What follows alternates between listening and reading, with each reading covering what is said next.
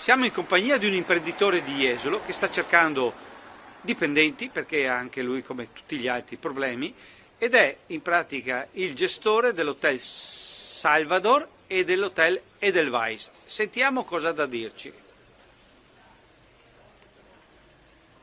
Sì, praticamente riscontro una notevole difficoltà nel trovare personale, soprattutto ricevimento e cucina.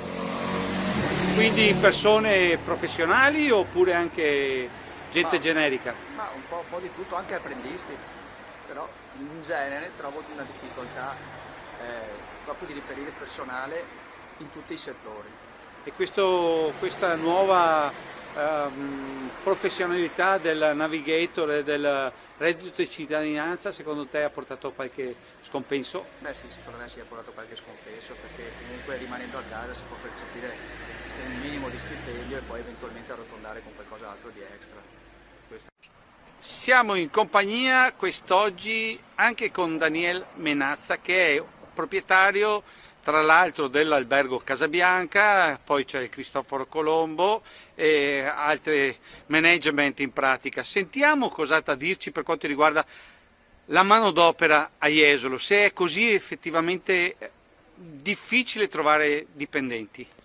Sì, già è sempre stato un problema quello degli stagionali, ma adesso purtroppo con il Covid è cambiato tutto e facciamo ancora più fatica a trovare figure professionali e di livello, e quindi siamo costretti ad andare a chiedere a delle agenzie o comunque delle agenzie interinali, insomma, per chiedere questi stagionali sostanzialmente.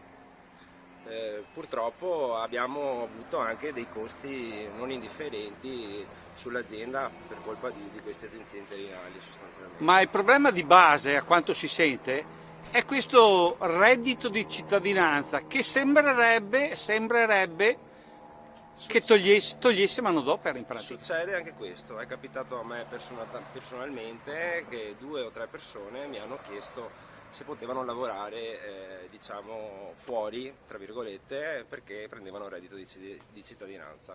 Quindi invece di aiutare il reddito di cittadinanza ha creato un problema. Crea problemi, sì. La gente si sta sedendo sempre di più. Siamo in compagnia di Marcel Spolberg, che è un ragazzo rumeno che va in cerca di lavoro, e sentiamo cosa ci deve dire perché si è presentato questa mattina qui a Veneto Lavoro. Sono io a cercare bagnino come in spiaggia, bagna asciutta, e lavapiatti, tutto fare, almeno ho già fatto tanti anni, ho lavorato qua a Jesolo. Ma nei posti dove hai lavorato sei andato a vedere oppure Ancora no. ancora Ho lavorato no? in Piazza Torino, Villa Eugenia. E come ti sei trovato con... Bene, tanto bene. E loro in pratica adesso va in cerca di qualcosa di meglio? Non lo so, intanto che non sono andato a chiedere.